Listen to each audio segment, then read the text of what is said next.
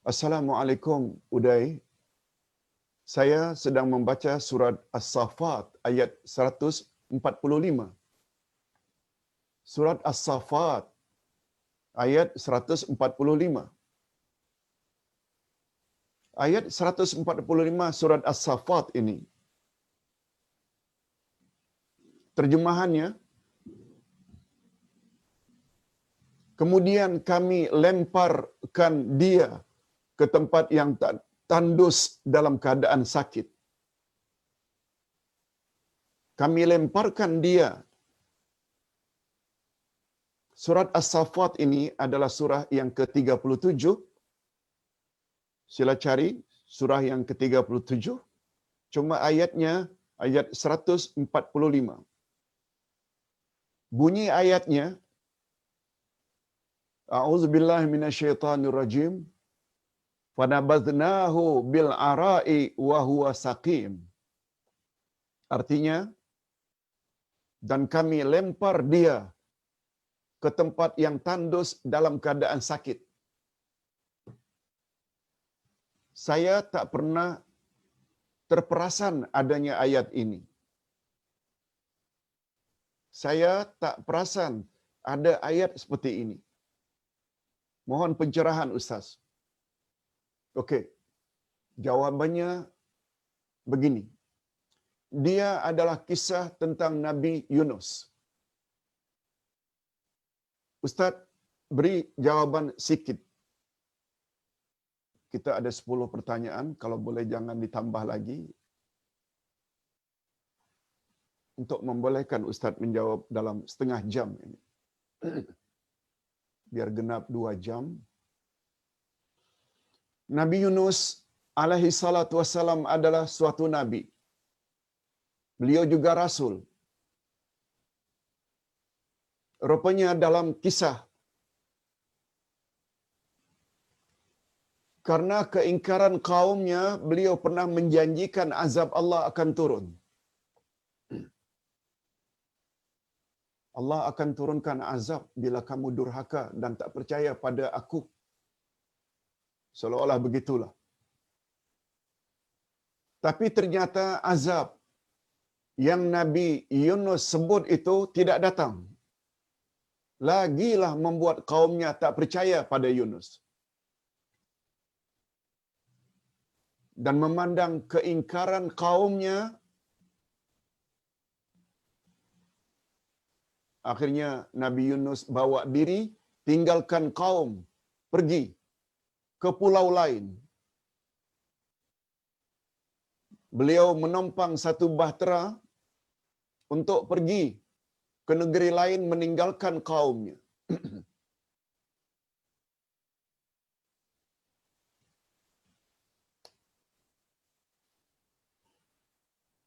Dengan takdir Allah Azza wa Jalla,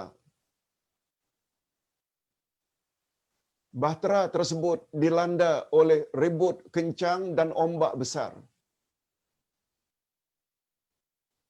Sedangkan bahtera dengan muatan syarat, bukan hanya penumpang tapi juga barang-barang, sehingga keputusan kaptennya, nakhodanya, mesti dibuang sebahagian daripada passenger untuk mengurangi bebanan supaya jangan karam. Lalu dibuatlah undian untuk mendapat keadilan, bukan sembarang buang. Siapa yang kalah dalam undian, dia akan dibuang. Akhirnya ramai yang terbuang. Termasuk yang kena buang ini adalah Nabi Yunus. Tapi orang kenal Yunus adalah Nabi. Untuk Nabi Yunus dikecualikan, tidak dibuang. Diundi sekali lagi seluruh penghuni atau passenger. Termasuk lagi Yunus. Sekali lagi, Yunus lagi termasuk. Akhirnya Yunus tahu diri, ini adalah teguran daripada Allah. Beliau pun terjun ke laut. dengan kuasa Allah untuk Yunus ini.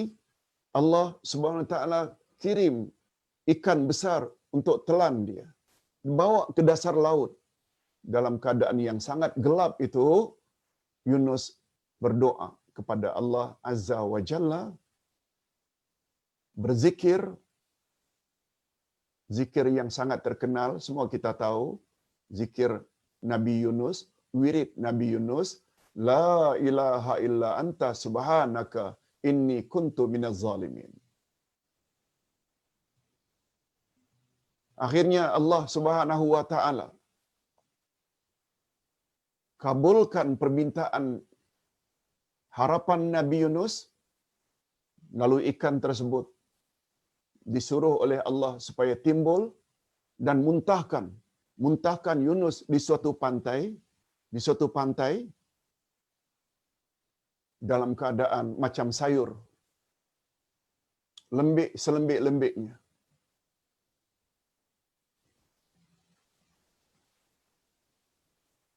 Tanah tempat terdamparnya Yunus itu,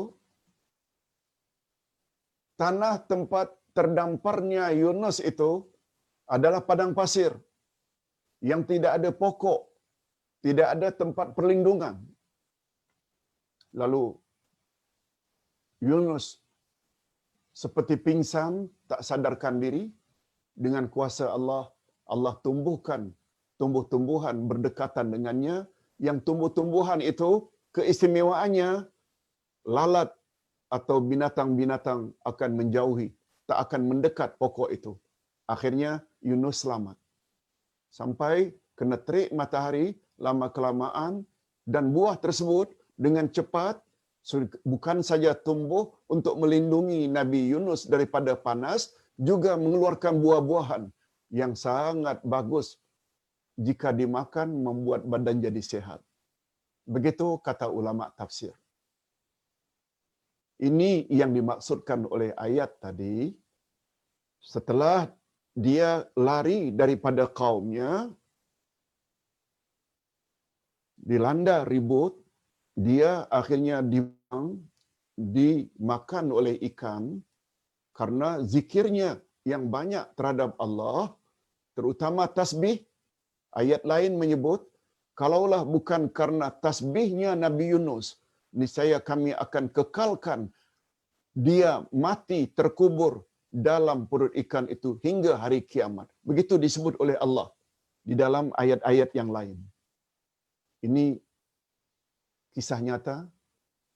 Oleh sebab itu, setelah menyadari Nabi Yunus taubat pada Allah, lalu datang kepada kaumnya, berdakwah balik, dan dikatakan semua kaumnya yang terdiri daripada ratusan ribu orang itu atau lebih, semuanya beriman pada Allah.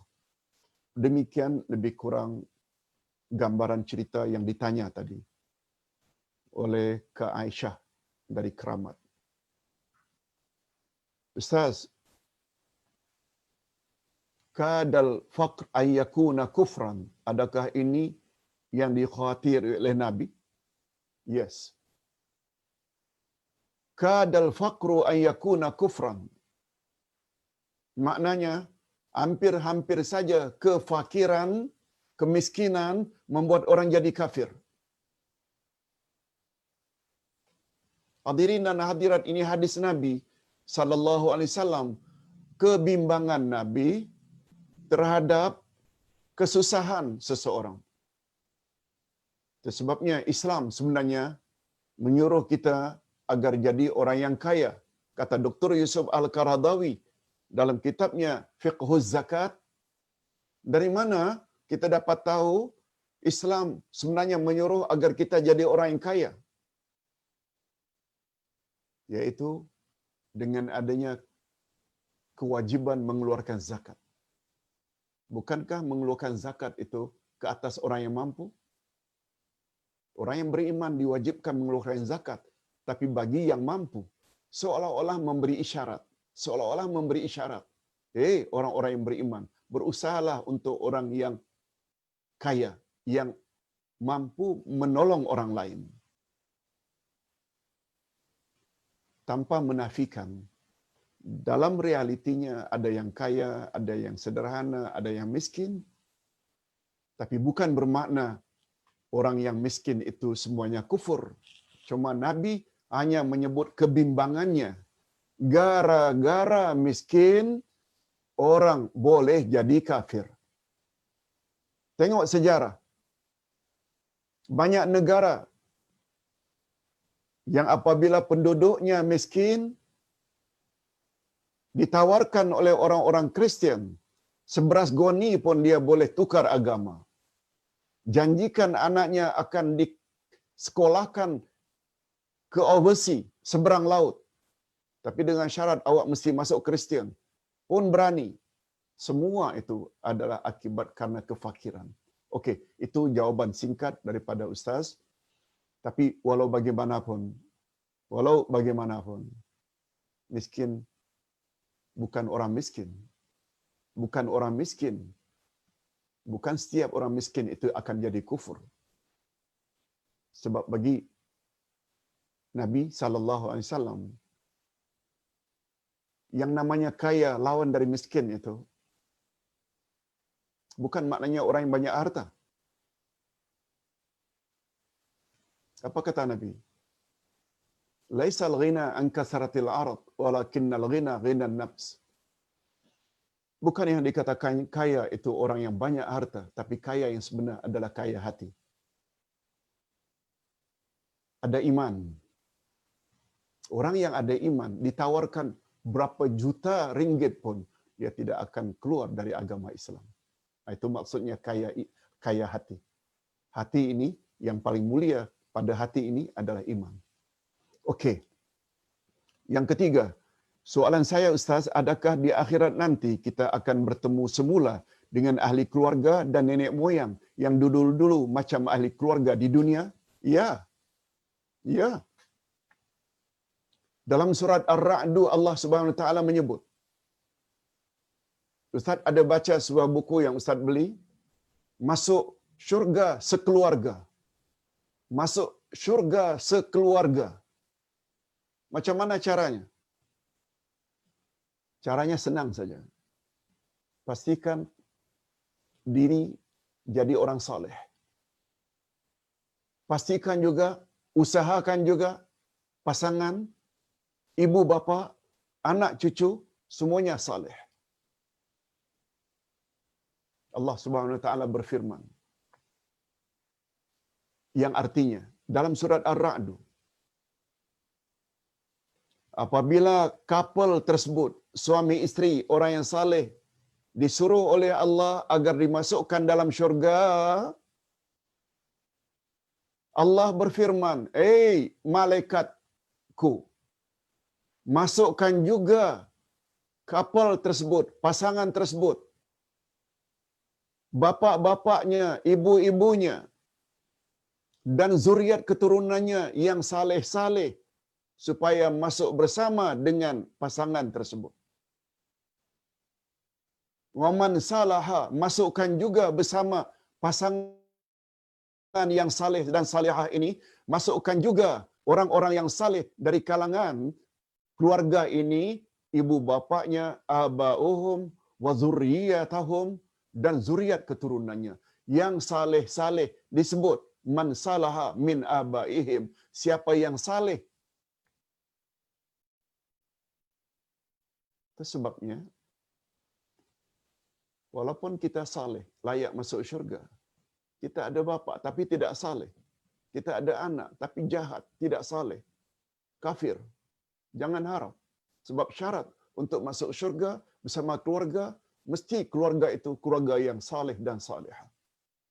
Sila lihat surat Ar-Ra'd. Ustaz lupa ayatnya, ayat yang keberapa, tapi begitu keterangannya. Kita berdoa mudah-mudahan kita, pasangan kita, ibu bapa, anak-anak dan zuriat kita semuanya orang-orang saleh, sehingga kita bukan hanya bersama ketika di dunia, tapi juga boleh bersama nanti di dalam syurga Allah. Amin ya rabbal alamin. Yang keempat, Nur Khayati. Assalamualaikum Ustaz. Apakah hukumnya jika seseorang itu semasa salat sambil membaca bacaan-bacaan dalam salat dia mengangguk-anggukkan kepala. Mengangguk-anggukkan ketika salat macam dah jadi kebiasaannya. Apakah sah salatnya, Ustaz? Syukran jazila. Kita ketika salat, Allah Subhanahu wa taala suruh agar khusyuk.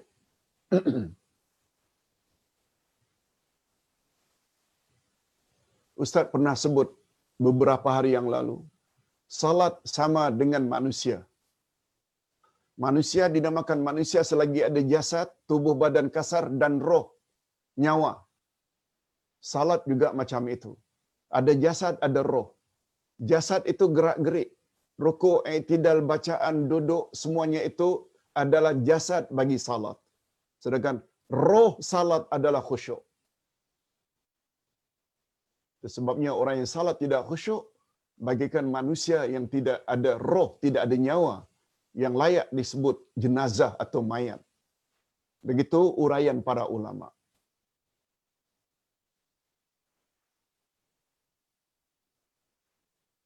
Pada peringkat awal Nabi, maksud Ustaz, sahabat-sahabat Nabi pada peringkat awal diwajibkan salat. Mereka salat sambil Allahu Akbar, mendongak ke atas, menoleh ke kanan, ke kiri, menoleh ke bawah, banyak bergerak. Sempena itulah akhirnya turun ayat surat Al-Mu'minun. Ayat 1, ayat 2, ayat 3, sampai ayat 9. Coba dengar apa bunyi ayatnya. Qad aflahal mu'minun. Sungguh menanglah orang-orang yang beriman. Alladzina hum fi salatihim khashi'un.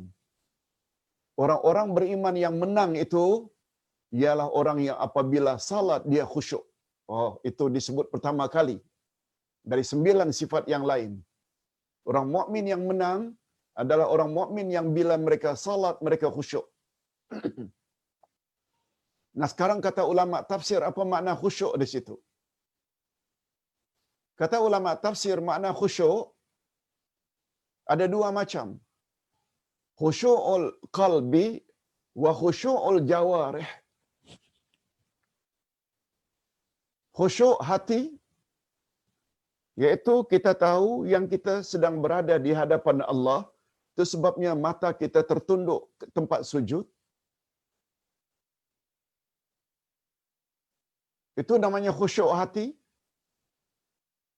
Mendengar bacaan imam, memahami apa yang imam dan yang kita baca, Allahu Akbar, Allah Maha Besar, Sami Allahu liman hamidah, Allah mengetahui apa yang kita puji, dan lain-lain. Itu khusyuk hati. Tapi jangan lupa, ada khusyuk yang kedua. Khusyukul jawarih. Khusyukul jawarih maknanya khusyuk anggota. Tak boleh banyak gerak.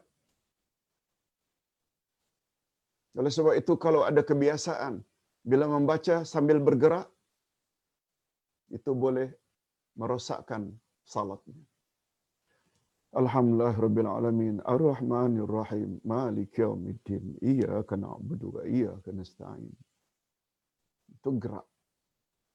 Khusyuk ada dua jenis, khusyuk hati dan khusyuk anggota. Anggota jangan banyak buat gerak. Kecuali bila terpaksa. Umpamanya terlalu miang atau gatal, boleh. Jangan banyak bergerak. Itu sebabnya kata salafus saleh, kalau anggota seseorang itu tidak khusyuk, banyak gerak, itu menunjukkan hatinya mesti tak khusyuk. Apabila seseorang anggotanya tidak diam, maknanya tidak khusyuk anggotanya, automatically biasanya hatinya tidak khusyuk. Baik, itu jawaban Ustaz. Jangan atau usahakan supaya kebiasaan itu dijauhi. Lain halnya, ini bagus juga pertanyaan Nurkha tadi. Kalau tidak sengaja Seperti umpamanya orang yang diserang oleh penyakit Parkinson. Dia tak sadar yang dia bergerak terus. Yang ini dimaafkan oleh Allah. Ini dimaafkan. Salatnya sah insya-Allah. Yang kelima, safar otai safar. Ustaz, apabila ditiup sangkakala kedua, semua makhluk akan mati termasuk semua malaikat ya. Tiada terkecuali. Adakah bumi dan matahari ditukar dengan ciptaan baru? Oh.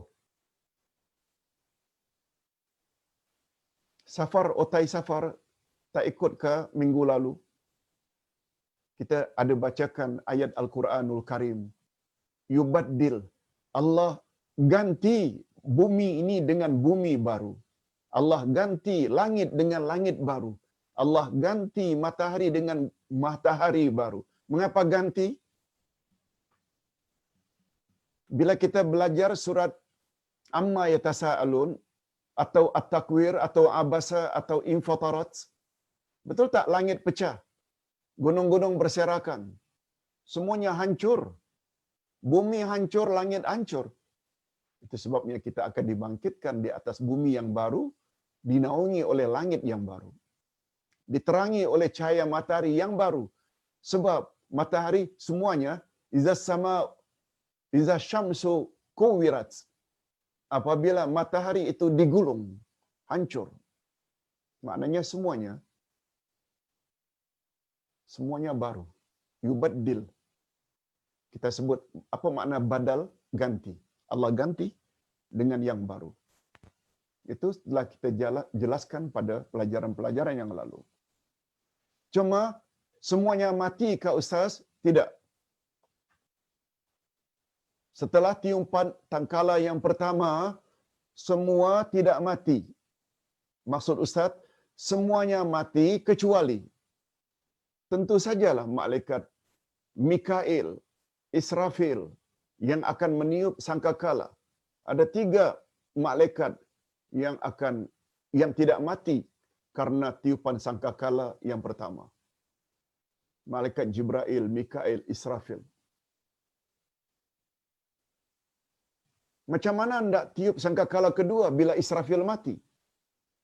Dia yang akan meniup sangkakala yang kedua. Nah, setengah ulama mengatakan juga tidak akan dimatikan oleh Allah adalah orang-orang yang mati syahid. Cuma dalam bab ini, yang pendapat yang kedua ini, manusia yang mati syahid tidak mati, itu tidak sependapat para ulama. Tapi malaikat yang 3 tadi memang tak mati. Begitu dalam pelajaran yang lalu. Okey. Yang keenam, Cik Non Ishak Donde. Assalamualaikum Ustaz. Digalakkan banyak bertakbir. Takbir hari raya pada awal Zulhijjah. Bilakah harus kita mulakan? Dari 1 hingga 13 ke Zulhijjah atau 3 hingga 13 Zulhijjah? Harap Ustaz dapat beri penjelasan dan pembetulan. Hadirin dan hadirat serta para pemirsa yang saya hormati. Perkataan takbir ini adalah Allahu Akbar. Tapi ada special takbir yang diajar oleh Nabi sallallahu alaihi wasallam sempena hari raya. Sempena hari raya yang kita selalu dendang-dendangkan, Allahu Akbar, Allahu Akbar, Allahu Akbar. Begitu juga pada khutbah hari raya. Begitu juga pada salat hari raya. Takbir sampai 7 kali untuk rakaat pertama, 5 kali pada rakaat kedua. Itu namanya takbir special. Walaupun lagunya kadang-kadang berbeza. Kalau di Mekah, Allahu Akbar, Allahu Akbar, La ilaha illallah, Allahu Akbar. Tapi dia ada jenis takbir yang khas. Nah, terhadap takbir yang khas ini, dia ada dua nama. Untuk hari raya Idul Fitri, dia daripada malam hari raya begitu masuk maghrib sampai sebelum khutbah hari raya dan salat. Setelah itu tak ada takbir lagi. Jadi malamnya sampai pagi sampai salat Idul Fitri. Setelah Idul Fitri tidak ada lagi. Tapi takbir untuk hari raya Idul Adha dia 3 hari. Malah 4 hari. Maghrib, malam hari raya, malam 10, 9, malam 10, dah mula kita bertakbir sampai keesokan harinya 10 hari bulan sampai petang. Malamnya juga malam 11 sampai petang. 12 sampai petang. 13 sampai petang. Habis asar selesai. Itu namanya takbir mutlak. Untuk hari raya Idul Fitri namanya takbir muqayyad. Terhad hanya sehari, tapi mutlak ini bebas sampai 4 hari. Adapun takbir yang bukan takbir spesial itu, kita boleh bertakbir sepanjang zaman. Bukankah kita selesai salat fardu, takbir 33, 33, bukankah kita juga bertakbir ketika bangkit waktu malam 10 kali Allahu Akbar, Allahu Akbar? Itu maksudnya. Itu maksudnya. Takbir yang terbatas tadi untuk Idul Fitri dan Idul Adha itu ungkapannya disebut oleh Nabi. Ungkapannya disebut oleh Nabi yang kita selalu lagu-lagukan. Allahu Akbar, Allahu Akbar, Allahu Akbar. La ilaha illallah, wallahu akbar, Allahu akbar, walillahil hamd. Dan kita digalakkan supaya bertakbir dengan suara yang kuat sebab dia adalah syiar agama. Baik, kita teruskan dengan penjelasan berikut atau soalan berikut. Ustaz Nur Azwa Muhammad Rashid. Assalamualaikum Ustaz, kenapa binatang yang tak punya akal dihisap sedangkan mereka tak diberi balasan?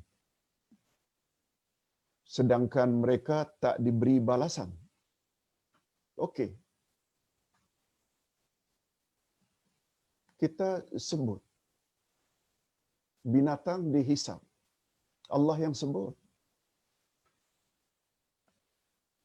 Kita beriman dengan apa yang Allah kata.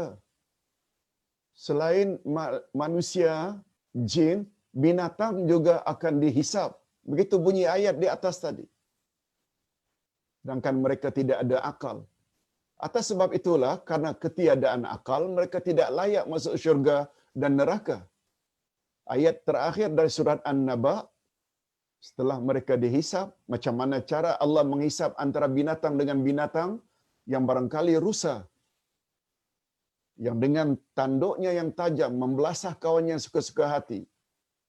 Harimau yang mengoyak untuk dimakan, manusia ke atau siapa, binatang lain ke, akan dihisap oleh Allah. Jangan bahas cara hisapnya. Itu bukan urusan kita. Tapi mereka dihisap. Tak boleh dengan alasan mereka tidak ada akal. Mengapa dihisap? Itu maknanya coba mempertikaikan ayat Quran. Jangan. Itu sebabnya kita perlu belajar akidah.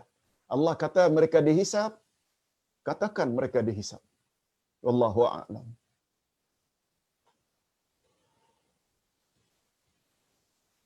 Yang ke-8, Rahim Asy'ari. Salam Ustaz, minta pencerahan tentang apa itu tentang hadis marfu' Jazakallahu khaira.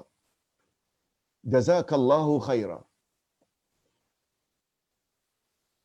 Hadis yang marfu' ini dia ada istilah tersendiri dari kalangan ulama-ulama hadis.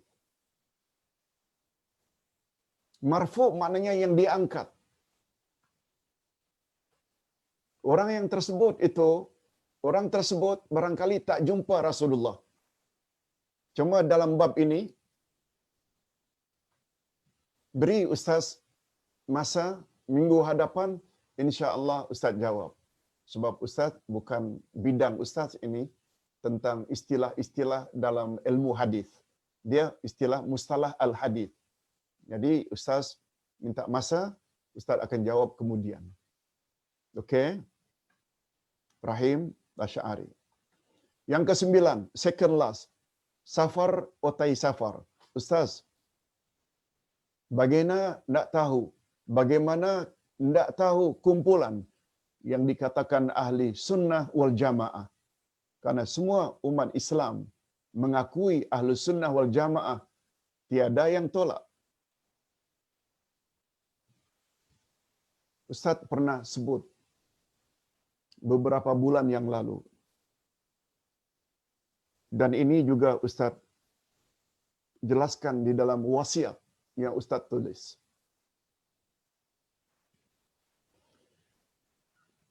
Penjelasannya macam ini. Nabi bersabda dalam hadis sahih, "Wasataftariqu ummati ala 73 firqah." Umatku akan berpuak-puak menjadi 73 puak. 72 daripadanya masuk neraka kecuali satu. Ketika ditanya siapa golongan yang satu, Nabi jawab, "Ma ana alaihi wa sahabi." Mereka yang ikut aku dan ikut sahabat-sahabatku. Itu sebabnya umat Muhammad terbagi tiga. Untuk mudah dan senang memahaminya, umat Muhammad terbagi tiga. Semua manusia bermula Nabi Muhammad diangkat jadi Rasul adalah umat Muhammad semuanya. Tak kira apa agamanya. Cuma umat yang pertama ini namanya umat dakwah. Umat yang menjadi sasaran, target dakwah Nabi Muhammad. Dia orang musyrikin ke, dia orang Yahudi ke, Nasrani ke, Hindu, Buddha, Majusi, semuanya umat Muhammad. Donald Trump umat Muhammad. Lim Kit Siang umat Muhammad. Siapa lagi? Sami Welu umat Muhammad. Karena mereka hidup pada era Nabi Muhammad sudah diangkat jadi Rasul. Cuma umat yang mana satu? Umat dakwah. Obama umat dakwah. Sebab dalam hadis sahih riwayat Imam Muslim, Nabi bersabda, tidak ada dari kalangan umat setelah aku diutus, sama ada dia Yahudi atau Nasrani, dia tahu aku telah diutus, lalu dia tidak percaya, tempatnya neraka. Nabi gunakan istilah umat juga. Cuma umat ini namanya umat dakwah.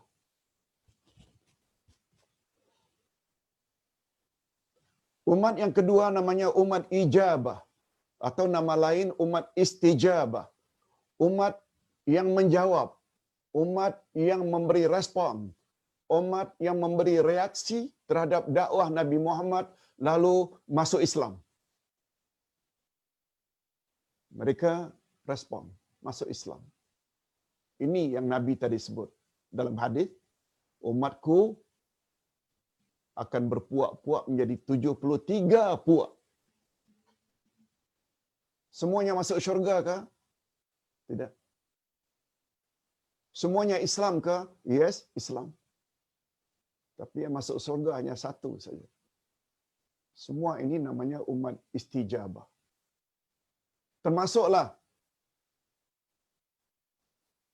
Syiah, Qadiani, Liberal, Murji'ah, Qadariyah, Mu'tazilah. Semua. Tapi masuk syurga ke mereka? Tunggu dulu. Kata Nabi, daripada umat yang beragama Islam itu 72 daripadanya umat istijabah, 72 daripadanya neraka. Wahidah finnar, wa wahidah fil jannah.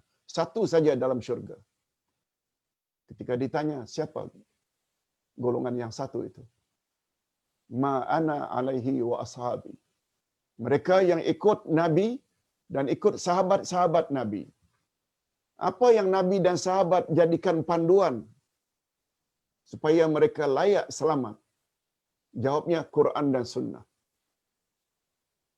Syiah tidak termasuk. Sebab menurut orang Syiah, Quran itu 17,000 ayat jumlahnya. Lihat kitab Syiah, Usulul Kafi, menyebut.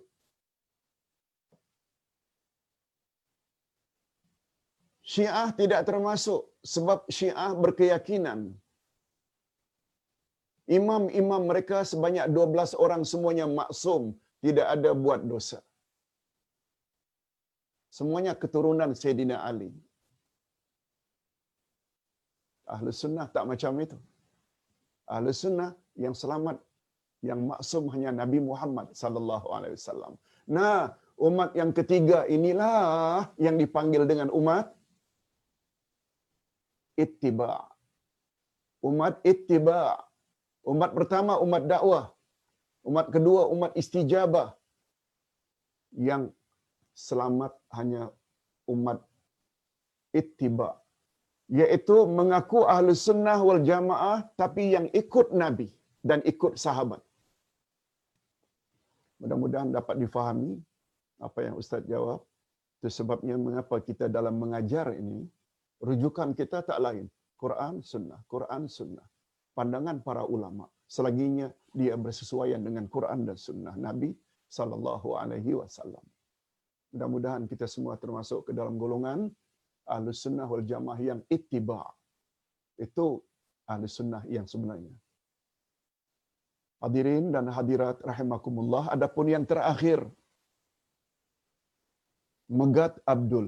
Assalamualaikum Ustaz. Daging korban berapa lamakah kita boleh simpan?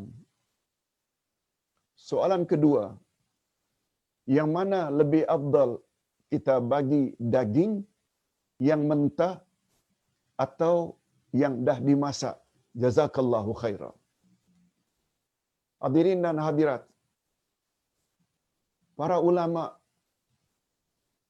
berpendapat daging korban kalau boleh jangan lebih daripada hari tasyrik. 10 hari bulan disembelih, esoknya 11, 12, 13, kalau boleh dah habis dah. Kalau boleh. Itu yang terbaik. Tapi andai kata atas sebab-sebab tertentu, barangkali banyak sedangkan kita lalu kita simpan di peti ais, di freezer, dia sampai 2 minggu, sampai sebulan, insya-Allah tidaklah sampai berdosa. Tapi sebaiknya kalau boleh kita manfaatkan pada hari raya Idul Adha dan hari-hari tasyrik sesudahnya.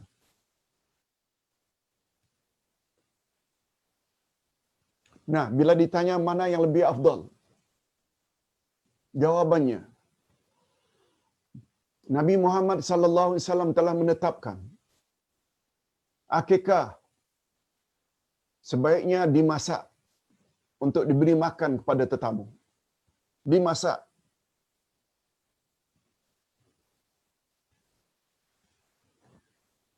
Sedangkan untuk korban hari raya Idul Adha, korban hendaklah dibagi mentah, dibagi mentah. Begitu yang datang dari Nabi sallallahu alaihi wasallam. Oleh sebab itu ada satu pertanyaan pada Ustaz, bukankah Ustaz daging-daging korban itu kita masakkan menjadi nasi ayam? Bukan nasi ayam lah. Nasi yang diletak daging padanya, daging korban. Bagi pada fakir miskin. Atau kita buat nasi Arab, nasi dengan daging sekali. Ini semua akan dimasak. Sedangkan yang datang dari Nabi sallallahu alaihi wasallam Dan kalau ingin jadi umat ittiba, apa makna ittiba? Ikut saja apa yang Nabi cakap. Jangan gunakan akal terlalu banyak. Ini yang membuat kita akhirnya sesat.